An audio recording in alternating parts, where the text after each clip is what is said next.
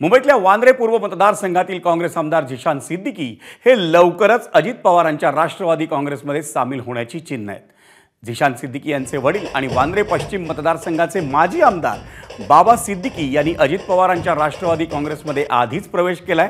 त्यापाठोपाठ आता त्यांचे चिरंजीव म्हणजे झिशान सिद्दीकीही काँग्रेसचा हात सोडून अजित पवारांचं बोट पकडण्याच्या तयारीत आहेत।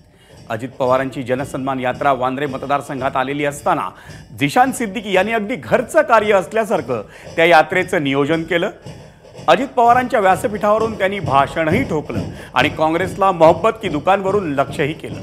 नुकत्याच झालेल्या विधान परिषद निवडणुकीत झिशान सिद्दीकींनी क्रॉस वोटिंग केल्याचा प्रदेश काँग्रेसला संशय आहे, त्यामुळे काँग्रेसनं त्यांच्यावर कारवाईची तयारीही सुरू केली आहे। पण त्याच सिद्दीकींनी आता काँग्रेसला ओपन चॅलेंज दिलंय। पाहूयात याच संदर्भातला एबीपी माझाचा खास रिपोर्ट। मंच अजित पवारांचा आणि दादांच्या मंचावरून विधानसभा जिंकण्याचा निर्धार व्यक्त करतायत काँग्रेसचे आमदार झिशान सिद्दीकी।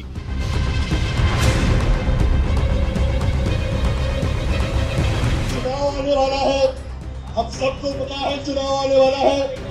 मेरी माताएं मेरे सामने बैठी है कि आपका बेटा, आपका भाई 2024 में फिर से आमदार का इलेक्शन लड़ेगा और आपके दुआ, आपकी प्रार्थना से फिर एक बार आपका आमदार बनूंगा।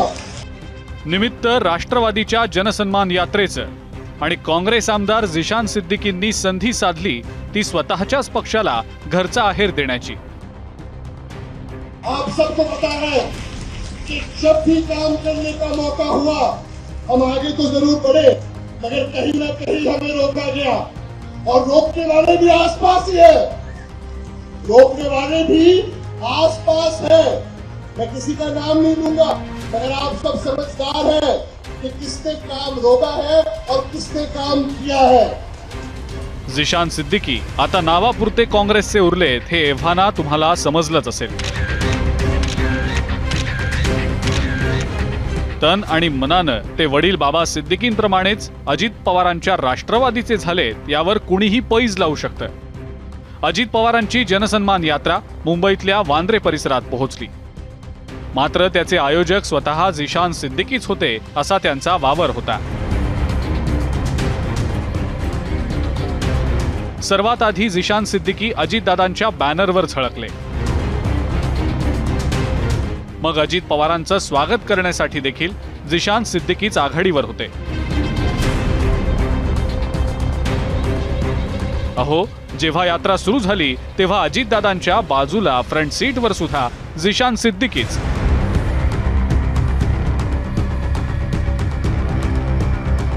स्टेजवर सुद्धा राष्ट्रवादीच्या नेत्यांपेक्षा झिशान सिद्दीकीच अजित पवारांची सावली बनून वावरत होते।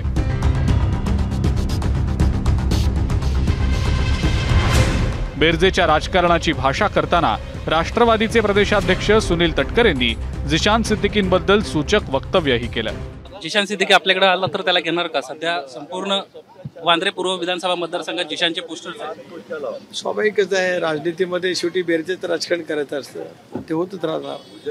काँग्रेसकडून तर त्याला नकार घंटा दिली आहे। तो म्हणतोय की राष्ट्रवादी काँग्रेस पक्षासंदर्भात अजून माहित नाही, आता अध्यक्ष म्हणून ते तुमचं म्हणजे त्यांची इच्छा असेल तर नक्कीच होणार। विधान परिषदेत क्रॉस वोटिंग करणाऱ्या आमदारांवर कारवाई न करू शकलेली काँग्रेस झिशान सिद्दीकींवर आता कारवाईची भाषा करतेय। काँग्रेस पक्षाच्या भरोश्यावर मोठी झालेली लोकांनाच असं वाटतं की आम्ही आहो म्हणजे पक्ष आहे, पण आता ही निवडणूक त्यांना त्यांची जागा दाखवणारच आहे आणि उद्या राष्ट्रीय अध्यक्ष आणि स्वतः प्रभारी उद्या आहे आणि त्याच्यामधली योग्य कारवाई त्या ठिकाणी केली जाईल।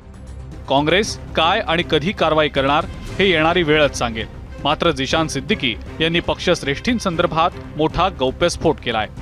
एबीपी माझाच्या 0 आवर या विशेष कार्यक्रमात बोलताना त्यांनी काँग्रेसच्या वरिष्ठांना ओपन चॅलेंजेस दिलाय। मुझे याद है मैंने जो हमारे इंचार्ज है चेनीतला जी, मैंने उनको कहा कि देखिए मैं आप जो कहेंगे मैं उस हिसाब से वोट डालूंगा। मैं आपके माध्यम से फिर एक बार उनको कहना चाहूँगा कि उनके पास मेरी एक चिट्ठी है जिस पे मेरा सिग्नेचर है कि उन्होंने मुझे किसके लिए वोट डालने को कहा था।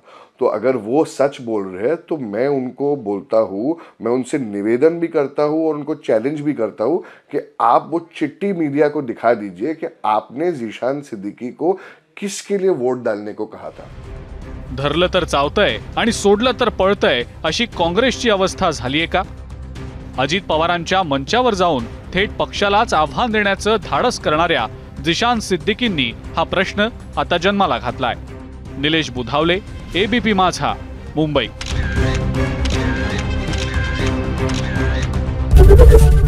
एबीपी माझा, उघडा डोळे बघा नीट।